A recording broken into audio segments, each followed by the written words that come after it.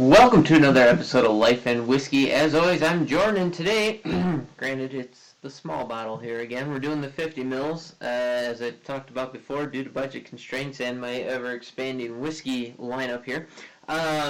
We're doing, I guess it's a classic, but it's definitely a big name brand. Knob Creek, this is the small batch 100 proof version. And as you can see, I haven't gotten into it at all. So all these notes are going to be completely off the cuff. I've drinking a fair bit of Knob Creek, and it's actually my brother's favorite whiskey. But it's been a while, so everything will kind of be new, and we'll see what I get as we tear into this here. But Knob Creek, in the last several years, have come out with a large variety of different whiskeys, including a rye, and there's so many varieties right now, but it's a well-known brand name. I think they make a very good product, and it's something that you might want to start exploring, perhaps just that lineup. It's one that comes up time and time again by many people as being just a good drinking whiskey, and I tend to agree. So let's find out if this small batch 100 proof is going to fall into that same category. I'm just going to put a little bit in there. Not going to go too deep on it because this is video number 6 already this morning, and gosh, it's only 10:30. I've been cranking these out, and each video has been like 20 minutes or so, so I've had a little bit of whiskey since about 8 o'clock this morning. But okay, I get a dry corn dust with almost a green grass note in there. And then oak. I get some oak. And then the whole thing just shifted when I got my nose really deep in there. It just shifted to a floral character. And a little bit of honey and a light fruit, maybe an apple. So, just the same bourbon notes I've been talking about since I started drinking bourbon on this here program. So, nothing out of the ordinary. Once again, another 100 proof whiskey that the ethanol is just not beating me up. I can really get in there without the ethanol, it's just not alcohol, right? So that's kind of nice. As far as flavor goes,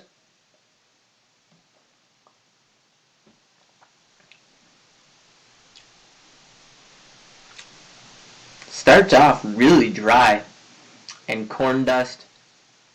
There's just the slightest underpinning of sweet from start to finish, but it is dry.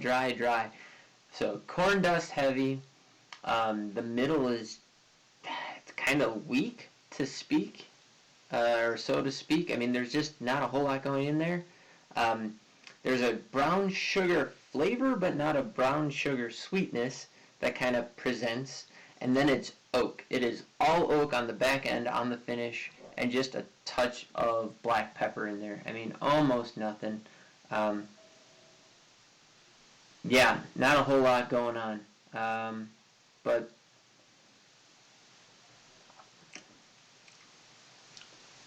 a little bit floral on the second sip up front.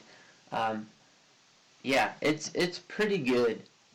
If you like oak, it's a pretty good one. So 100 proof. I was expecting a little bit more flavor profile out of 100 proof than what it's bringing, and it, for all I know, it might be just because these minis don't get the same whatever as like a 750 or something. But for a 50 mil, it's not bad. For this 50 mil, it was $3.89. For a 750 here, it's $30.29 for this small batch 100 proof. But nonetheless, it is a good whiskey by all measures, especially if you're an oak fan. And with that, I'm going to move on from the whiskey review. I'm going to splice this video with the next segment because I'm going to pause this right now because I hear my dog going nuts upstairs, and I'm going to go let her out. So I'm guessing there's a rabbit outside that she's pretty interested in. So excuse me, I'm going to stop this video and go and take care of her, and then we'll get into today's discussion. Alrighty, hopefully you enjoyed that video talking about Knob Creek here and the brief intermission. So now let's get into today's life topic. So this is video number 6 of the kind of revisiting how to hunt elk, tips, tricks, that kind of stuff.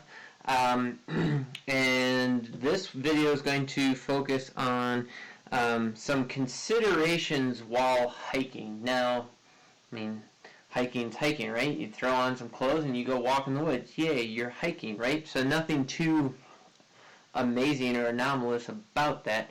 But I will say, again, this is coming from the perspective of a person who mostly solo hunts, right? So most of the time I spend on the mountain, I'm by myself. So because of that, I'm a little more vigilant. I think about things a little more in depth because it only takes a fraction of a second to really make things go bad. And when it goes bad, it goes really bad because I'm often multiple miles from my vehicle, multiple miles from other people, out of cell service, and yeah. So, for starters, I carry a beacon with me. It's an emergency beacon. I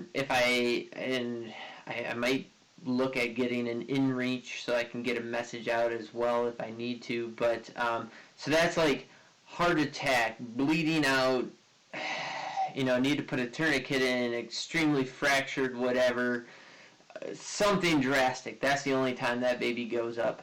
Most of the time, in my mind anyways, I got a fairly high tolerance of pain. I think I would do my best to stay conscious and try and drag my ass out of wherever I'm at. 3 miles might take a day and a half to drag yourself out, but I think I could probably do it as long as I could keep consciousness. So, yeah. That's something. So carry a beacon with you. But so that's a place of safety. Is where I'm coming from with a lot of this stuff. So you might think it's kind of dumb, but it's something you might want to think about. So number one, especially here in the western states, if you're coming from northeastern states, there's not a whole lot of nasties that can get you. But here in the west, there's an awful lot of stuff that can get you. And you just need to keep your eyes open. So I have written here poisonous snakes. So we have a variety of rattlesnakes out, up and down north to south throughout the mountain west. Spiders. So here in Wyoming, Colorado, and to the south, there's black widow spiders, brown recluse spiders. I don't know. There's a couple of others I can't think of, but there's an awful lot of spiders. Most of them are not poisonous, but you will find as you're walking through the woods of almost any of the mountains out here, there are cobwebs absolutely everywhere. Most of those are not poisonous spiders that are making those, but there are some poisonous spiders that do exist out there, and you want to keep that in mind. Plants, poison ivy, poison oak, they're prolific throughout the mountains, and poison sumac. You just need to be mindful of where you're walking, especially when you're off trail. It's easy to cut right through the middle of some poison ivy in a low spot or something, not know you got it on you, and let it persist for a couple of days, and all of a sudden you're not having fun anymore. So something to think about. So part one of that is just keep your eyes open around you. What is there. When you step over rocks, logs, whatever, keep in mind there can be a rattlesnake on the other side of that. Or there can be something nasty on the other side of it. So don't just blindly step over stuff. Just be cognizant of where you are. I always say look up, look down and move, and then look up and reassess what's around you. Yeah, it's a slow and painstaking way to work your way through the woods, but while you're hunting, it shouldn't be a sprint anyways. You should be marathoning it, so that means you should be going slow and paying attention to the environment around you. Along with all the poisonous, nasty stuff, you're not the top of the food chain anymore. You're not the top of the animal hierarchy. There's mountain lions, bears, both grizzly and black bears, depending on where you're at, bobcats, coyotes, Porcupines. There's an awful lot of porcupines around. Yeah, they're not going to attack you, but if you get in close proximity on them, I guarantee you're not going to have a good day. Skunks. Oh, I'm just running through a list. And then something that people think is sedate. Moose. They can make your world incredibly horrific in a very short order if you're too close to them, or if they're rutting, which it just so happens that their rut coincides with the elk rut. So be on the lookout for moose. Give them a wide berth. They can be pretty brutal. Females with calves or fawns. So deer, elk, moose, they can all be just as much of a threat to you as a bear would be if they think that that's their only option is to attack. So just be mindful of that. Wounded animals. If you've shot an animal and it is wounded but not dead, also an extreme risk to get in close, especially a several, 400, 500, 600 pound animal wielding razor sharp hooves and antlers. Yeah, that can make for a really horrible day. So just keep that in mind. Always pay attention. This is a time for you to put the cell phone away. Stop just staring down and whatever. Take in the nature around you and work on increasing your situational awareness. Okay? So that's number one.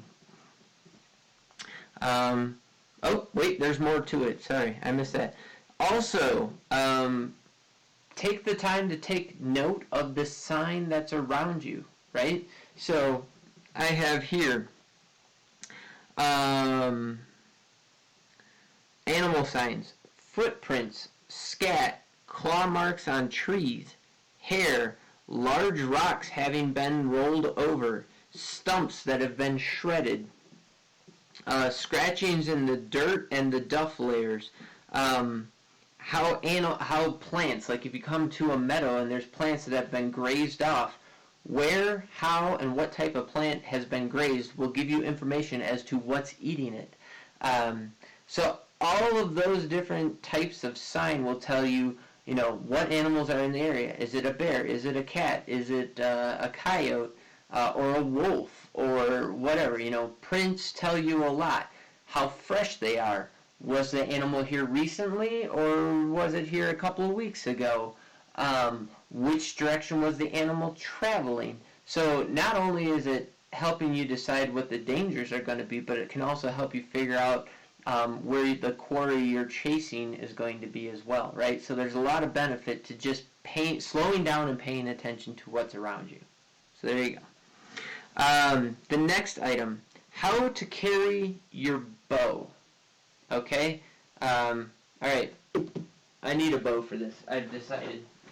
Alright, this is my wife's bow, and I'll edit out most of that lapse in time there. But how you carry your bow is extremely important. I see on video oftentimes people grabbing their bow by their string and walking and bouncing and whatever. For starters, this right here will stretch your string over time, right? And it can be extremely problematic if your bow is tuned in for a certain string length and then it stretches by 1/8 of an inch or whatever amount. It will change everything. Number two, you have no control over your bow at all when it's just sitting in your hands. Like it's just flopping around through space, okay?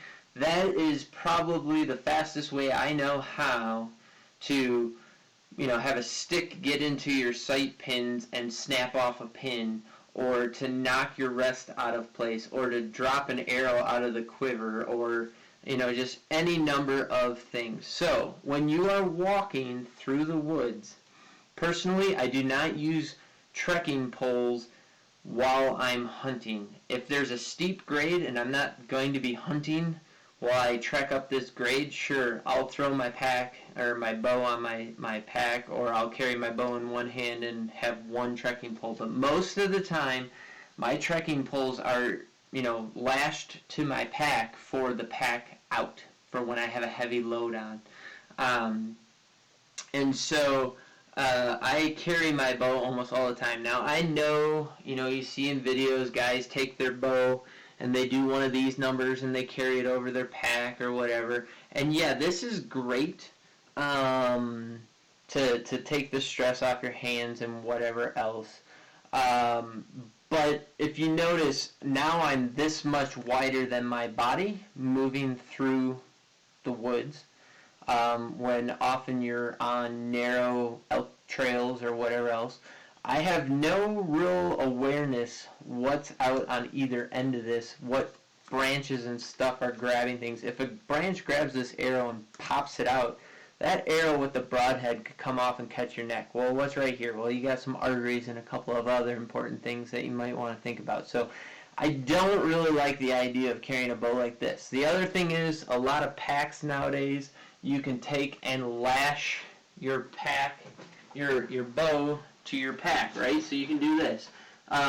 Okay, benefit is it's now only the width of your body, which is good, but still you have no control over what reaches out and grabs that as you're walking. A branch, you walk through a branch, and you throw it over your shoulder as you're walking underneath of it, and it slams down and grabs something and snaps it off, breaks it off, whatever. So for the most part, I always keep my bow in my hands. Now I alternate which hand it's in, but if you grab your bow right underneath the arrow shelf by the grip, your stabilizer, depending on how long it is. Now the stabilizer on my bow is the exact same stabilizer on my wife's bow. It's just the cheap, crappy one that came with the bow as a package deal, right?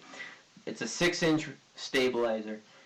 I find that if I grab it, I can lock it in just like this, so my hand is locked in between those two things. Or if I grab it and kind of tilt my arm like this, now imagine this down at my side, this is a balance point here and a balance point where my grip is, and literally just 2 fingers is all I need to hang on to this bow. And because I'm at the balance point of my entire system, it carries about half the weight that it is. So it's really not adding any extra stress or weight to me while I am hiking. And so that is why I choose to carry it in my hands, because now with it in my hands and it being a main focal point for my mind while I'm walking, I can be more cognizant of where my bow is in space. If I carry it in my left hand like this, now my rest and my pins are towards my body with my arrows being out. Well, arrows, they can, that's never good, but arrows, they can bend and whatever without much problem. But if something gets in your pins and your rest and whatever, it messes that up. You're however many miles from the truck with a broken bow, right? So I carry my bow left-handed, locked into position, arrows out, this towards my body, and I can maneuver my bow in and around and through the trees and wherever, and be cognizant of where the whole system is in space and aware of what's going on. I also, on my bow, have a drop-away rest, which is limb-driven by the lower limb. So I have a rope going from my rest to here. That's a lot of string, and that forced me to also be more cognizant, because that is the mechanism that operates that drop-away portion of it. If something happens to that, now my rest does not function properly. So I need to be aware that that's a lot of string for branches and other things to get caught on. So how you carry your bow is extremely, extremely important, and I know a lot of people do not take that into consideration. So there you go. There's my 2 cents on the deal, and my little tip for you if you weren't already aware. Let's see here.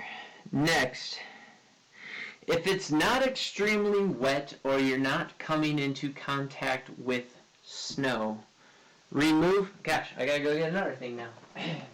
Remove the baskets from your trekking poles, okay? They unscrew, and then you're left with this, right?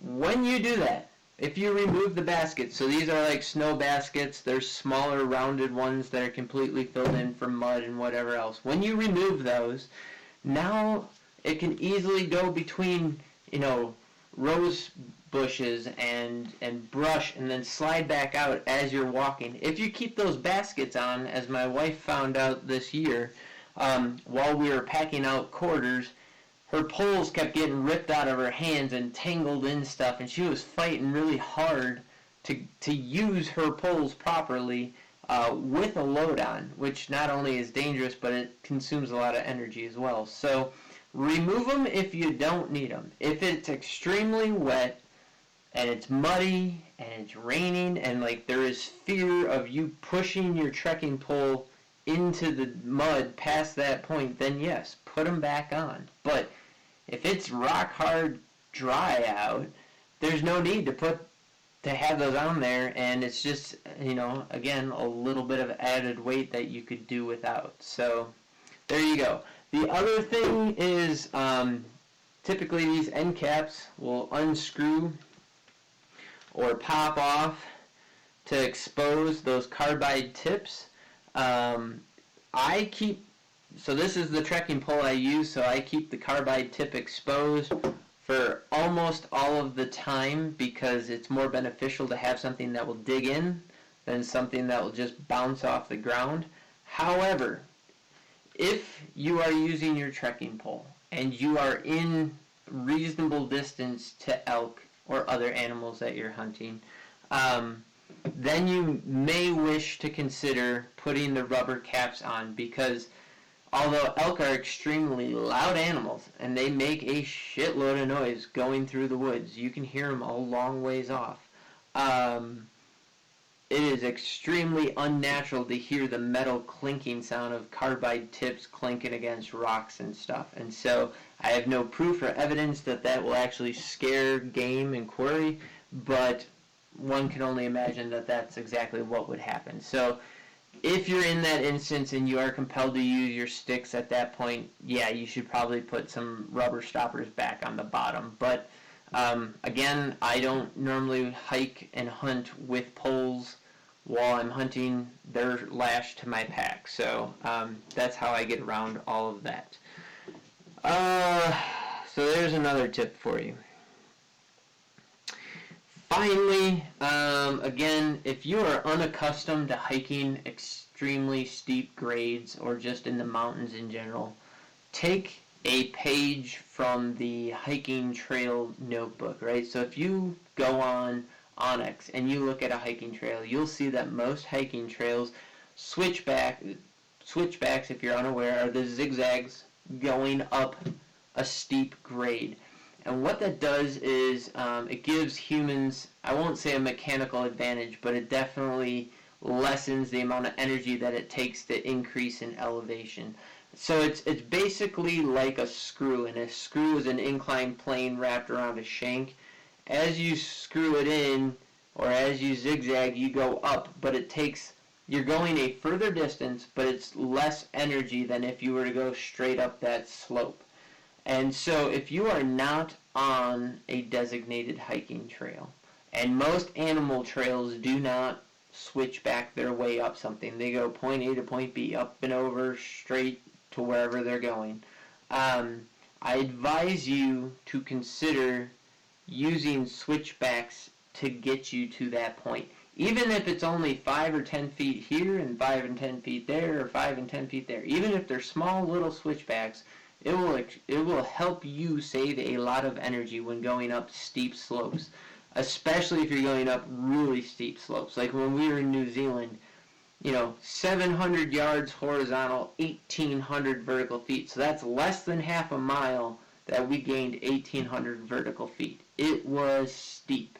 That's a great place to use that. So again, if you're not used to it, if it's something you've never thought about before, if you're coming from typically flat ground and now all of a sudden you're thrust into a mountain environment, it's something you might want to consider.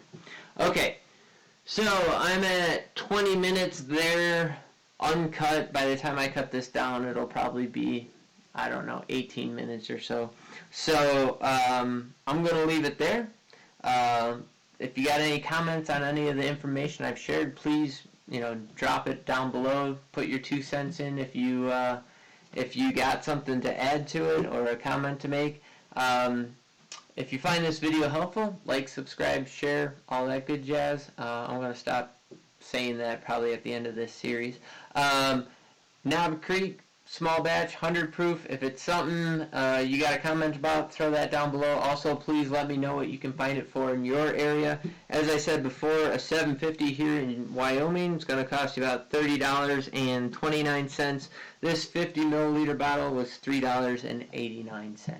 Anyways, I hope this information is getting you well on your way to getting prepared for this coming elk season. It's coming pretty quick, and I appreciate you watching and engaging in these videos, and I hope you guys have yourselves a great day. I'll catch you in the next video, and we'll leave it there.